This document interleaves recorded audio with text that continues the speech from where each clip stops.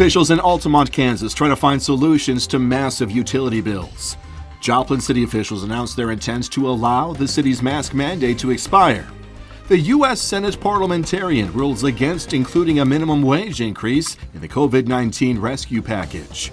The four states' most watched news starts now. Cities in southeast Kansas are trying to find a way to pay utility bills that are hundreds of thousands of dollars more than what they're used to.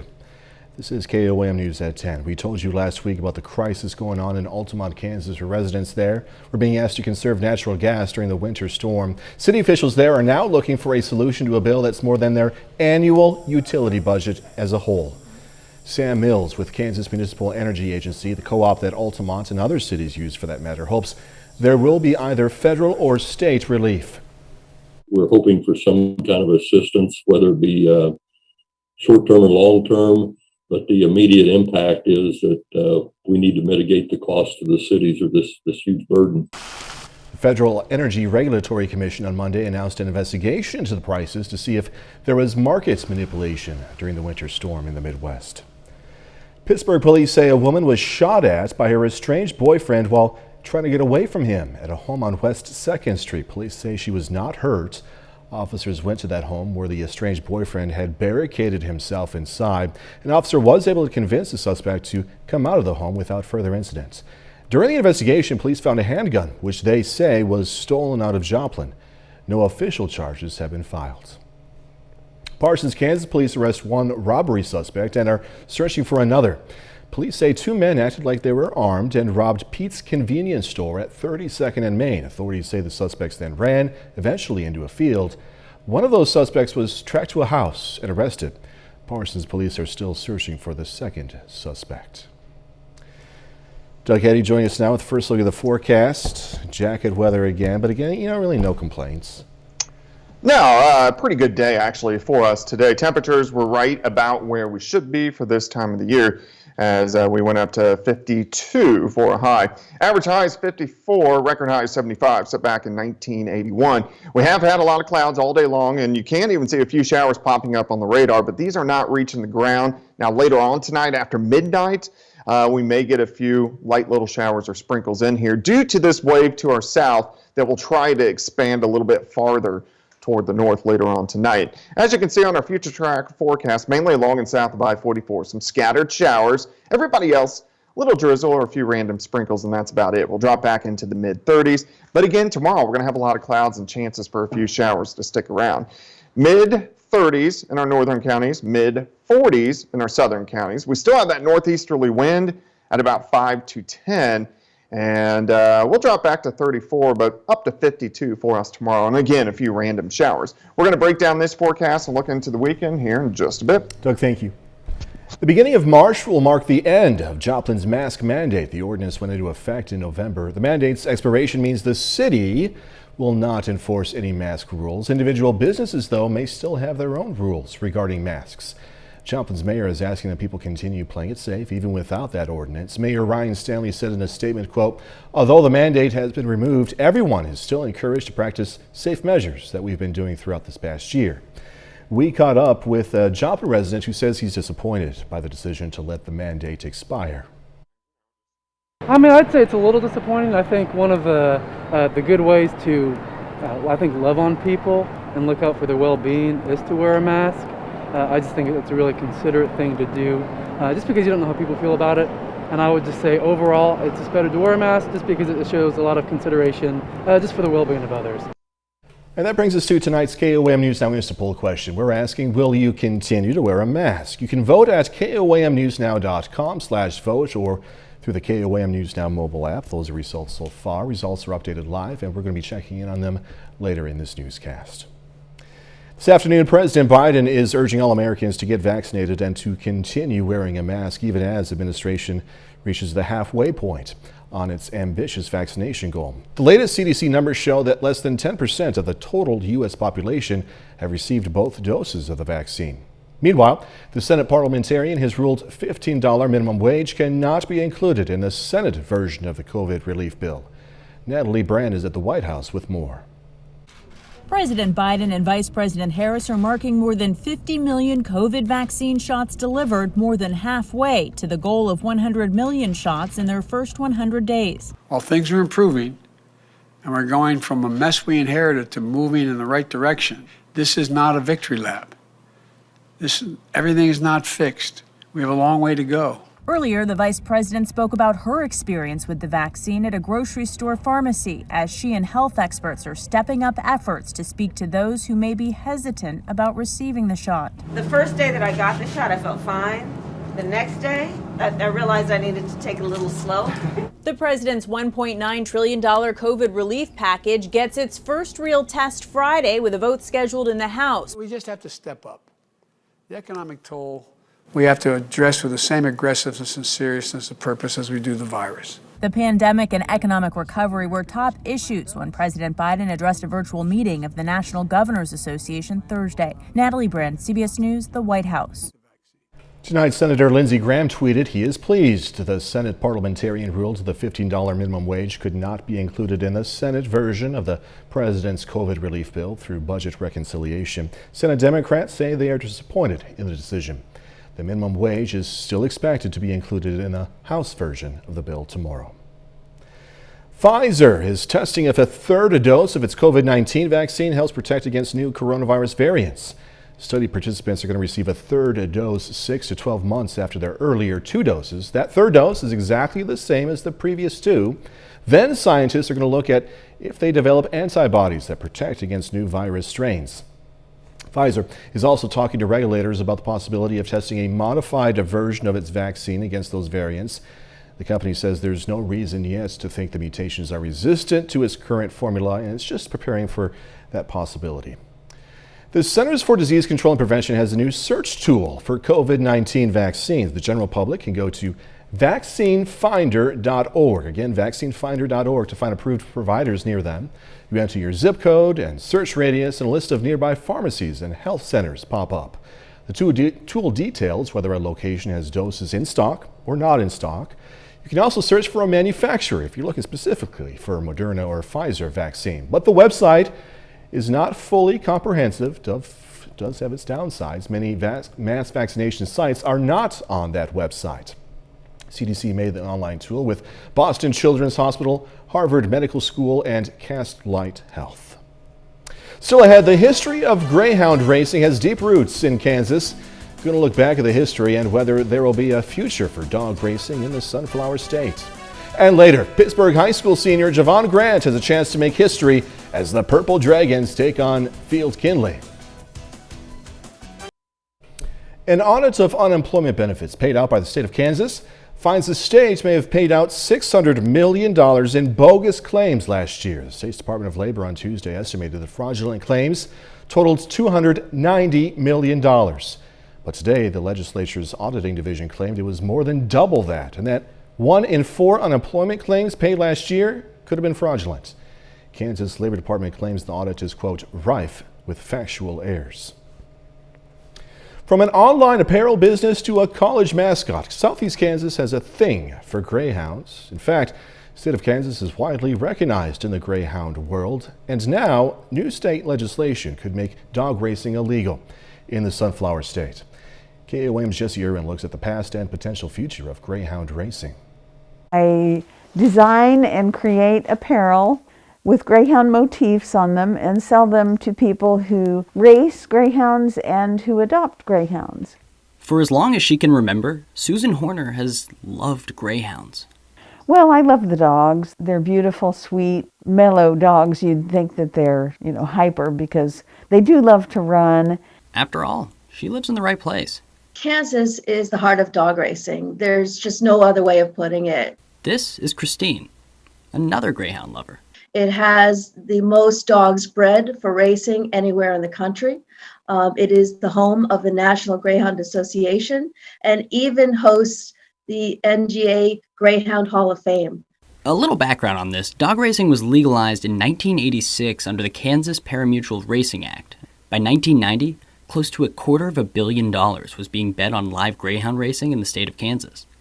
But while the popularity of the sport grew, so did the concern for the well-being of the dogs.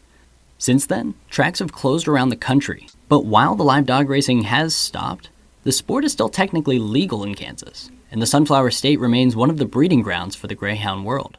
These dogs are highly linked with opioids and steroids because the trainers, unfortunately, cheating is a big part of the races. And for the dogs to race and to win races, they've been found with these in their systems because it builds muscle mass and will make them run a few more races. Recently, two bills, Kansas State Senate Bill 262 and State House Bill 2199, have been introduced within the last few weeks. House Bill 2199 covers sports wagering in the state as a whole. Leaders from state chapters of the Humane Society testified virtually in front of members of the State House last week, concerned that the bill indirectly opens the door for the sport's return. If they want to do sports wagering on football games at casinos, anything like that, that's their own business. The only reason that us, other Kansas Humane Societies, and the United States Humane Society are getting involved because we see the loopholes that greyhound racing could come back. Senate Bill 262, introduced shortly after, directly addresses that possibility. If passed, it would make racing greyhounds and any wagering on greyhound races illegal in the state of Kansas. While there's still more that needs to happen before a vote on either bill, it could come in the next few weeks. A pivotal moment for greyhound lovers on both sides of the conversation. I understand where people are coming from with those concerns, but if they are really educated and really see what's happening, I think that they would be less concerned. It's something we're going to fight for. There's a reason for it. We're going to be the voice for these voiceless. We reached out to several state legislators and the owner of Camptown Racetrack, but have not heard back from them yet. You can watch a more in-depth version of the story and learn more about Gray 2K, Gray T Wear Apparel, the National Greyhound Association, and the Humane Society on our morning show page at KOAMnewsnow.com. Doug Kenny is up next with his complete forecast. A bit later, the Missouri Southern men look to bring down the number 25 team in the country as they take on Washburn. We're going to have those highlights in sports.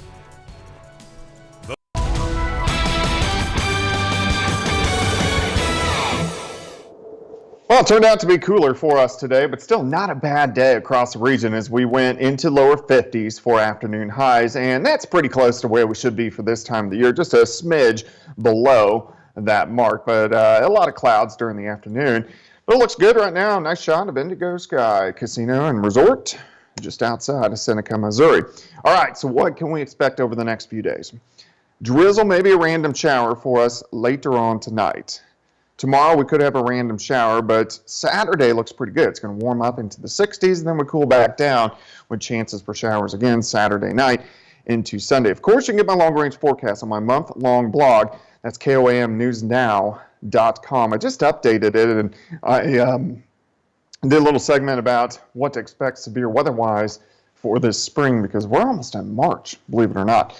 All right, pretty good temperature span from 30 in Iola to 46 in Grove, Anderson, 39 Lamar, 39 in Pittsburgh, Carthage at 42. Most of us will drop back into the mid-30s for overnight lows. A little bit cooler in our northern counties. It's been kind of breezy today as well. We've had those northeasterly winds, now kind of an east wind, 5 to 10 to 15, so it's going to stay decently breezy tonight and once again for us tomorrow. Have had a lot of clouds. You can see a few showers popping up. None of this is reaching the ground, so we are staying dry, but we have this wave to our south, Arkansas, Louisiana, Texas, parts of Oklahoma. See how it is developing a little bit more right in central parts of Oklahoma. And this will try to expand a little bit farther north into our southern counties. So the Oklahoma counties, Missouri County south of Interstate 44. But this is a fast-moving weak wave. It's going to pull on by next one and then the next one right behind it. We're going to have a series of weak waves over about the next 5 to 6 days. So here come the showers trying to work into our southern counties tonight. Oklahoma, Missouri, south of I-44, and also northwestern Arkansas. Everybody north of I-44, maybe a little bit of drizzle or a couple little sprinkles, and that should be about it. This wave is gone by morning, and then on the backside, a little bit of moisture will try to develop. So we'll have a few random showers to try to pop up tomorrow afternoon. Here's your day planner for you. 34 to start, 47 by noon, high temp of 52 during the afternoon hours. So very similar to what we saw today. Clouds stick around tomorrow evening. They start to break up a bit tomorrow night. And then by Saturday morning, We'll have plenty of sunshine, but clouds will start to increase again Saturday night due to this next wave rolling in. So chances for rain will start to increase. Again, very weak waves, scattered showers Saturday night into Sunday morning, and then still a few random showers sticking around even on Sunday afternoon. So Saturday will be the better of the 2 days. Monday looks good. Then another weak system pulls out on Tuesday, again, mainly to our south. That could give us a random shower or two. 52 for us tomorrow, 65 on Saturday, 49 on Sunday, hold at 50 Monday and Tuesday. Then the 60s return Wednesday and Thursday. Now, next Thursday, that will get us going on some stronger storm systems in here. Even on Thursday, we could have showers and thunderstorms. So Saturday is another day to just be outside, seems. Yeah, it looks great. Doug Eddy, thank you. Coming up in sports, the Missouri Southern men aiming for their first top 25 win of the season, plus history for the Pittsburgh boys basketball program. Sports Director Jacob Leonard has details next.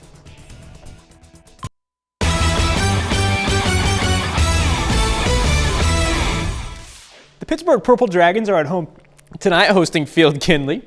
On the boys' side, it's a huge night for the Dragons. They have a chance to claim the outright SEK League title, and senior Javon Grant has a shot to make history. Grant enters with 1,390 points. He needs 5 to become the program's all-time scoring leader. First quarter, Grant money from the corner, so now he needs just 2. Moments later, his 5th point of the night comes at the line, and with that, Javon Grant is the new Pittsburgh High School all-time leading scorer. Check it out. We're going to skip ahead to the 4th, final seconds of the ball game. Tyson Wiemers beats the buzzer on senior night. He had 4 points in the final minute. Dragons win big, 89-33. They're the outright SEK League champs. Grant gets 32. He sits at 1,422 career points. There's just a week left in the college basketball regular season. The Missouri Southern Lions are at home tonight, hosting Washburn before finishing up against UCO on Saturday. On the men's side, Southern looking to knock off a ranked team for the first time this season, facing the 25th ranked Ichabods. Check this out. Good pass. R.J. Smith getting up and putting it down. Then it's Cam Martin knocking down the 3, making it look easy. Martin goes for 28 points, 14 rebounds tonight. Here goes Smith again. Not a jam, but he gets it to go and the foul. Other end, Tyler Nelson for the Ichabods. Jumper's good. Nelson goes for 25. Stan Scott for Southern. 3 of his own. Big win for the Lions tonight. Southern knocks off Washburn 89-80. To the women now. Lions try to snap a 4-game skid tonight against Washburn. Here, Anna Hall picks it off. Goes to the other end, finishes it off the glass. Lions up by 23 at the break. Turnbull here, dropping a 3. Carly Turnbull leads with 16 tonight. Washburn tightened it up late. Nuria Barrientos with the jumper. Lions, though, nice win tonight. They finish it off 59-51. A lot of times you just chuck it in and, forget that season's over with, whatever.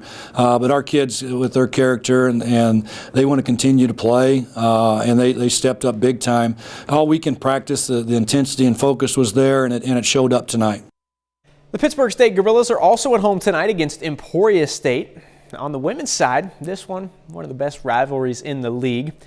The Pitt State aims to sweep the season series from the Hornets after winning by 5 in Emporia back in January. A fast start for Pitt State. Kaylee Demitz connects on the 3. Demitz scores a team-high 14.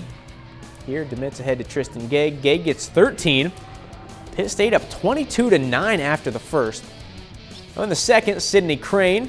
She had a nice game, knocks down the 3. She had 11. Emporia State, though, storms back. Daly Handy, really good for Emporia. 3 right before the break. Handy gets 15 in the first half. Game tied at 31. A late third, PSU down 2. Crane, another big shot. Gorillas take a 1-point lead to the 4th.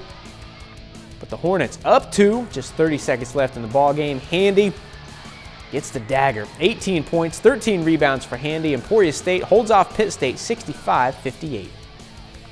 For the MIAA tournament coming up, you want to have momentum. You want to face off against that team that's just right above you, and you want to beat them and prove that maybe it's just a couple games difference, but you could still beat that team that's above you. Same with if it's Kearney or Hayes or Central. You still feel like we've played them close. I mean, we played every team close. You want to finish the game. The Gorilla men 10-10 overall, looking to get back over 500. First half, Quentin Hardrick Jr. spins and hits the jumper, puts Pitt State up 1. Emporia State responds in a big way. Dallas Bailey in the corner. He gets the triple to fall. That gets the Hornets to a 3-point lead. Then Zach Birch drives, gets it to roll in. Gorillas, though, down double digits. They could not get back in it. Emporia State wins at 78-57.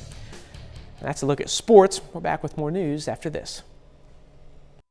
Take time now to honor a local veteran, Corporal Glenn Hummer, the Chinook, Kansas native, served in the U.S. Army, and we are proud to salute Corporal Glenn Hummer. He's tonight's four-state hero. Tonight's KOAM News Now Insta poll question was, will you continue to wear a mask despite the city of Joplin not extending the mandate? 68% of you said yes, 32% of you said no. Thanks everyone for participating. This poll is now closed. Starry Night, self-portrait. These Van Gogh masterpieces are priceless. This Van Gogh that we're about to see isn't. And Sotheby's Paris auction house wants to find out just how much of a high price someone is willing to pay for it. The painting is called The Street Scene in Monterey. It was painted in 1887 and has belonged to one French family for the past 100 years, where it was rarely seen.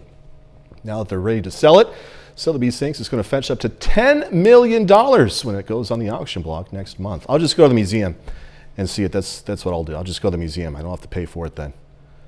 Doug Eddy, final check of the forecast, man. All right, random sprinkle or a few showers in our southern counties for us late tonight. And then again, a random shower for us picking up tomorrow afternoon. High temp of 52, but Saturday looks great. We'll have partly sunny skies, 65. A few more showers roll in Saturday night, and then kind of on and off showers on Sunday. All right, see you tomorrow.